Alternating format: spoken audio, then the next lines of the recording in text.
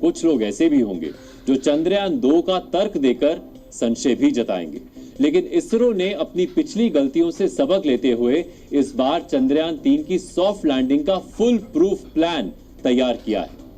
कोई बहुत बड़ी अड़चन अगर नहीं आई तो मिशन चंद्रयान 3 सफल होकर रहेगा। आज का दिन चंद्रयान 3 के लिए एक महत्वपूर्ण दिन था। आज दोपहर 1:15 बजे लैंडर मॉड्यूल से प्रोपल्शन मॉड्यूल अलग हो गया है। ये दोनों फिलहाल एलिप्टिकल ऑर्बिट में चक्कर लगाएंगे, जिसमें लैंडर मॉड्यूल को चंद्रमा पर उतारने की प्रक्रिया कल से शुरू की जाएगी। वैज्ञानिक इसे डी ऑर्बिटिंग कहते हैं। लैंडर मॉड्यूल से अलग होने के बाद प्रोपल्शन मॉड्यूल चंद्रमा के चक्कर लगाता रहेगा और इस दौरान वो पृथ्वी से आने वाले रेडिएशन की जानकारी इकट्ठा करेगा। इसरो ने ट्वीट करके लैंडर मॉड्यूल और प्रोपल्शन मॉड्यूल के अलग होने की जानकारी दी है। इसके साथ ही एक तस्वीर भी डाली है। वो तस्वीर हम आपको दिखाना चाहते हैं। इस तस्वीर में lander module and propulsion module अलग अलग नजर आ रहे हैं। आप देख रहे होंगे कि इनकी चंद्रमा के सतह से निकटतम दूरी 153 किलोमीटर और अधिकतम दूरी 163 किलोमीटर दिखाई जा रही है। यहां से लैंडर मॉड्यूल यानी विक्रम लैंडर की डी ऑर्बिटिंग होगी और उसे इलिप्टिकल ऑर्बिट में लाकर लैंडिंग की प्रक्रिया शुरू कर दी जाएगी। आप सोच रहे होंगे कि चंद्रयान 3 के सफल होने की गारंटी क्या है, तो यकीन मानिए इसरो ने इस बार सॉफ्ट लैंडिंग की एक ऐसी योजना तैयार की है कि चाहे विक्रम लैंडर में पिछली बार जैसी समस्याएं आने लगे तब भी वो लैंड कर जाएगा।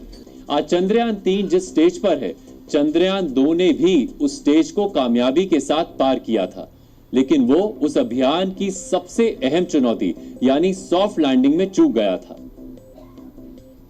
आपको याद होगा कि चंद्रयान 2 के समय लूनर ऑर्बिट में लैंडर मॉड्यूल और ऑर्बिटर अलग अलग किए गए थे। इसी तरह चंद्रयान 3 में भी लैंडर मॉड्यूल और प्रोपल्शन मॉड्यूल को अलग अलग किया गया है। चंद्रयान 2 में गए ऑर्बिटर का काम था विक्रम लैंडर से भेजे जा रहे डेटा को पृथ्वी तक भेजना।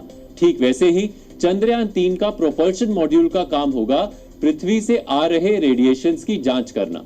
चंद्रयान 2 जब चंद्रमा की सतह से 30 किलोमीटर ऊपर था तो तय योजना के मुताबिक उसने सॉफ्ट लैंडिंग की प्रक्रिया शुरू कर दी थी। ठीक वैसे ही प्रक्रिया चंद्रयान 3 के साथ भी होगी। मतलब यह है कि अभी तक चंद्रयान 3 सफल रहा है, लेकिन हम सब जानते हैं कि चंद्रयान 2 चंद्रमा की सतह पर लैंड नहीं कर पाया था।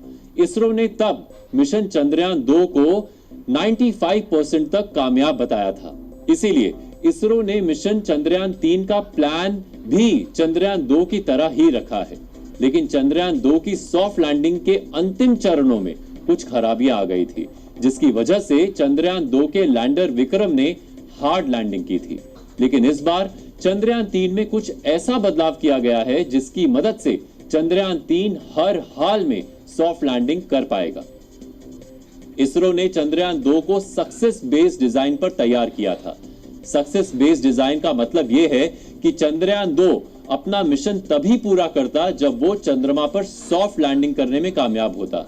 लेकिन इस बार इसरो ने चंद्रयान 3 को फेलियर बेस्ड डिजाइन पर तैयार किया है, यानी अगर लैंडिंग के समय कुछ गड़बड़ी होती है तो भी चंद्रयान 3 का मिशन चलता रहेगा, यानी वो काम करता रहेगा। चंद्रयान 2 के समय चंद्रमा पर उतरना भारत का सॉफ्ट लैंडिंग का पहला प्रयास था। आपको बता दें कि दुनिया के केवल 3 ही देश हैं जो चंद्रमा पर सॉफ्ट लैंडिंग कर पाए हैं। इसमें अमेरिका, रूस और चीन का नाम है।